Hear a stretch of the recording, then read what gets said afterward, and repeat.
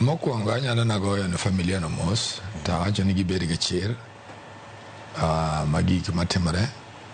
yaut Kenya bendo wuok na diere nyaka wogi adiera bro wuok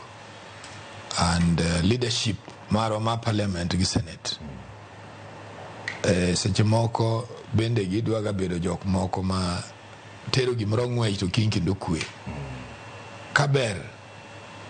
contribution magi abernde apart from dwaro evidence to back up what they were trying to do today I bernde kendo giwuoyo very maturely especially the senate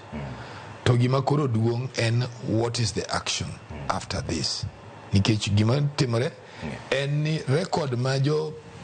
police ogolo good record ma daktacho ogolo no go conflict so as leaders of the country gitero piny ne kanye okay daga chiel wach mugi gima nyawacho ni kata